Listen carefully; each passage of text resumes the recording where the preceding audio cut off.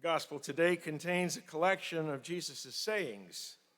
They were probably addressed to different people at different times in different places, so they don't really fit together, even though they all do have some question in common: who will be saved? There is some kind of story about a group of people who arrive late for some event and find the door locked. They plead to be admitted, but are not allowed to come in, and find themselves out in the cold. Is the parable just a lesson in good manners about the importance of being on time? Being late is rather inconsiderate, and for some people, a means of controlling others by making them wait. Jesus probably tried to arrive in a timely manner when he and his disciples went somewhere, but he had more important things to teach people than this.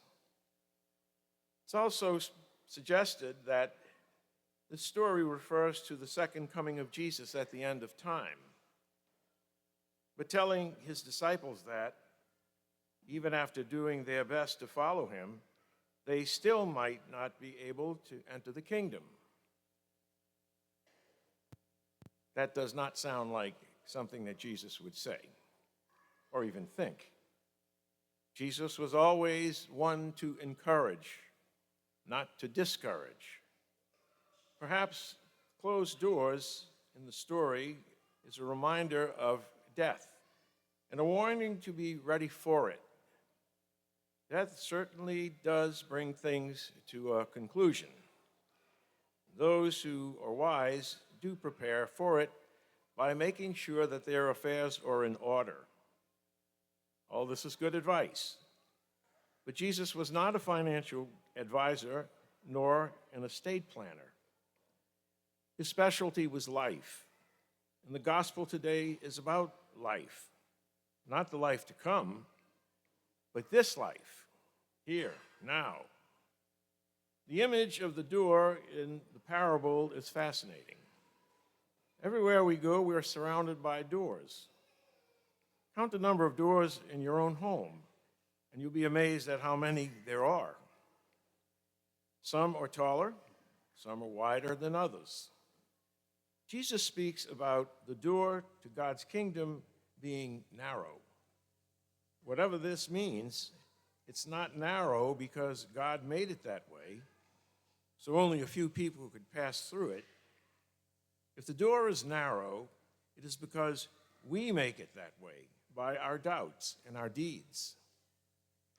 We often act like Charlie Brown in the comic strip Peanuts. In one cartoon, Charlie Brown gets up one morning and looks out the window. It's a lovely winter day. Snow covers the ground. It's very cold, but a perfect day for skiing. So Charlie bundles up with layers and layers of clothing. Then he puts on heavy gloves and his skis. And when he moves toward the door, he discovers he's so bundled up, he can't get through the door. So he just stands there and screams at the top of his lungs. The image of Charlie Brown standing in front of the door, too bundled to pass through it, is a good one for most of us. We would like to follow Jesus, but we're so bogged down with possessions and material constraints that we can't fit through the door. So just like little children, we end up standing in front of the door, frustrated and angry. Sometimes it's having too many things and not enough time that keeps us from passing through the door. Other times it's fear of what others might say or think of us, especially if we choose to do the right thing. Another thing about doors that surround us is that some are always closing while others are opening. Just think about yesterday for a moment. That door is closed forever. You cannot go on knocking on the door for the rest of your life. And some people do that. But it will never open again. Have you ever watched a sunset on the Gulf? Some people say you can see a green flash at the moment the sun disappears below the horizon. Fortunately for us, the same sunset, the same sun that sets every night, rises the following morning. A new door opens with each new day, and we gain another chance at life. The stories Jesus told were always true to life. He was optimistic, but never strayed from the facts.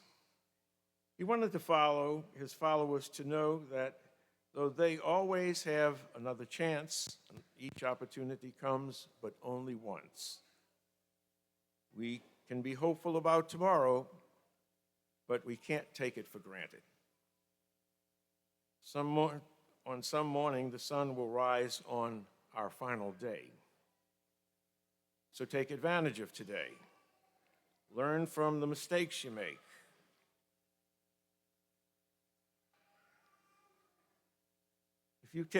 For example, if you fail to tell your wife yesterday that you love her, tell her today.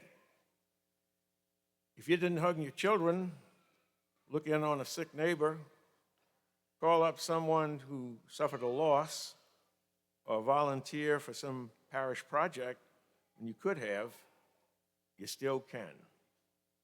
All these opportunities come from God, and as such, they are very precious. Do not let them slip away. We serve a gracious and loving God who wants us to make the most of our life, but not just for ourselves, for others also.